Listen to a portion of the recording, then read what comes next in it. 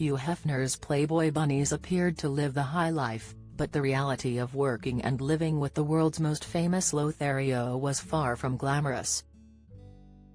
6 years after the infamous magazine publisher died from sepsis at the age of 91, his widow, Crystal Hefner, has lifted the lid on life inside the Playboy Mansion with Hef. In her new book, Only Say Good Things, Surviving Playboy and Finding Myself, Crystal reveals the controlling and restrictive power her husband had over his bunnies. Crystal was 21 years old when she submitted a photo to attend the Halloween bash at the Hollywood mansion and bonded with Hef over their shared interest in psychology. Soon after, she was asked to move in and debuted in Playboy a year later as the magazine's December 2009 Playmate.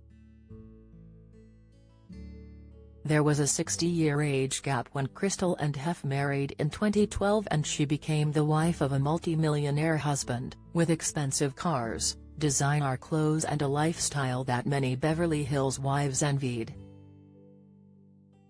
But behind the gates, she felt imprisoned in their 5-year loveless marriage and had to abide by his strict unspoken rules, from sex orgies to plastic surgery. Crystal tells in her book how she endured a string of unspoken rules after moving into the mansion. She said that the #1 most important law was always adoring Hefner. A second was a requirement for plastic surgery, which she claimed made the women in the house competitive. Along with getting breast implants, Crystal had a nose job and liposuction. She says in her memoir, "It was unspoken but also very clear that there was no other option if I wanted to stay." Crystal also rubbishes claims the mansion was akin to a palace. "Over time, I saw that this place doesn't really get cleaned that well, and Terry's mold," she writes. "It just felt run down and gross after a while." The house, which was bought by billionaire Darren Metropoulos for £80 million, was in such a state of neglect that during routine blood tests in 2016, medical professionals told Crystal that her symptoms resembled those of toxic mold exposure. Crystal reveals, "I not only had Lyme disease but also breast implant illness, and my blood work and symptoms also suggested toxic mold exposure.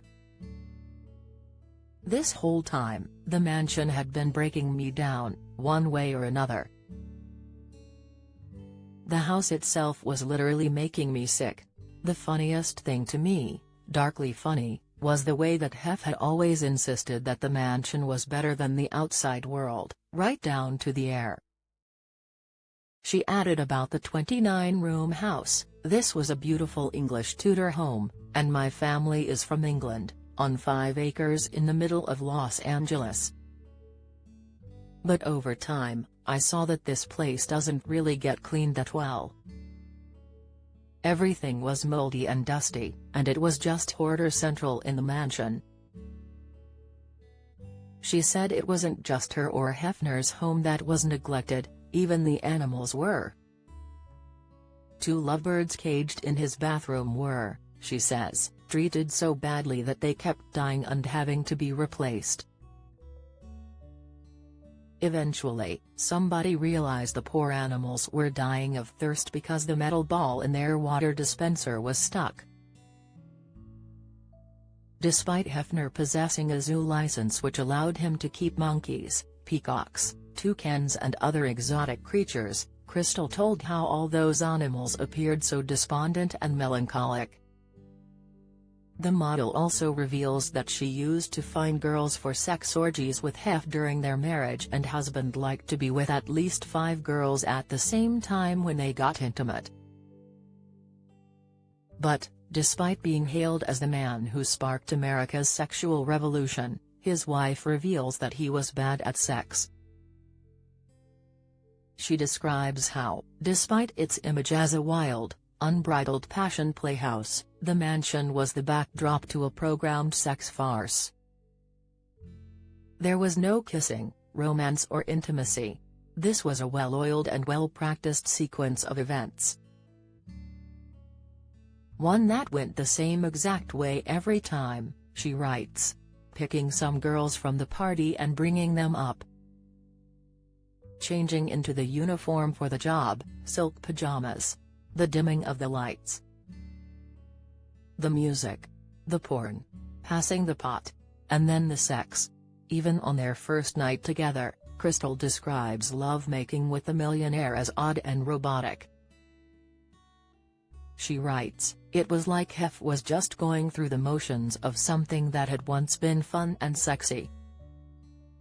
Or maybe it was never fun and sexy." She says he never once looked at her when it was her turn with him, instead simply being greeted with a bored stare upward from him at the strategically placed mirror overhead. There was nothing sexy about it, she writes. It was about power and control and leverage. It was a performance. I was auditioning for a part. Crystal claims Hef was an opiate addict who first got hooked on painkillers when he was legitimately prescribed them to treat back pain. She says unscrupulous doctors would happily hand him monthly refills and help him build a backup stash.